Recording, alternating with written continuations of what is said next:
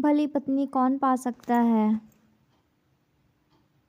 नीति वचन 31 का 10 से 31। भली पत्नी कौन पा सकता है, क्योंकि उसका मूल्य मूंगों से भी बहुत अधिक है। उसके पति के मन में उसकी प्रति विश्वास है और उसे लाभ की घटी नहीं होती। वह अपने जीवन के सारे दिनों में उससे बुरा नहीं वरन भला ही व्यवहार करती है। वह ऊन और सन ढूंढ ढूंढ कर अपने हाथों से प्रसन्नता के साथ काम करती है। वह व्यापार के जहाजों के नाई अपनी भोजन वस्तुएं दूर से मंगवाती है और वह रात ही को उठ बैठती है और अपने घराने को भोजन खिलाती है और वह अपनी दासियों को अलग अलग काम देती है। वह किसी खेत के विषय में सोच विचार करती है और उसे मोल ले लेती है और अपने परिश्रम के फल से की बारी लगाती है। वह अपनी कटी को बल के फेंटे से कसती है और अपनी बाहों को दृढ़ बनाती है।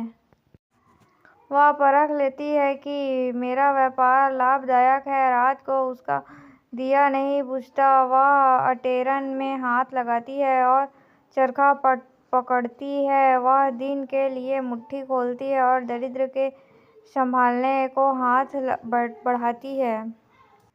वह अपने घराने के लिए हिम से नहीं डरती, क्योंकि उसके घर के सब लोग लाल कपड़े पहनते हैं। वह तकिए बना लेती है। उसके वस्त्र सूक्ष्म सन और बैंगनी रंग के होते हैं।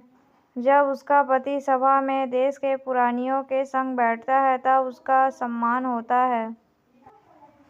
वह सन के वस्त्र बनाकर बेचती है और व्यापारियों को कमरबंद देती है। वह बल और प्रताप का पहरावा पहने रहती है और आने वाले काल के विषय पर हंसती है। वह बुद्धि की बात बोलती है और उसके वचन कृपा की शिक्षा के अनुसार होते हैं।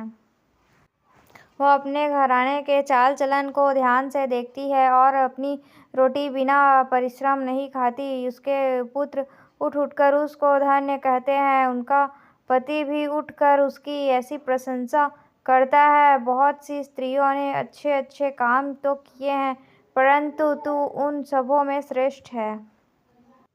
शोभा तो झूठी और सुंदरता व्यर्थ है, परंतु जो स्त्री यहोवा का भय मानती है उसकी प्रशंसा की जाएगी। उसके हाथों के परिश्रम का फल उससे दो और उसके कार्यों से सभा में उसकी प्रशंसा होगी।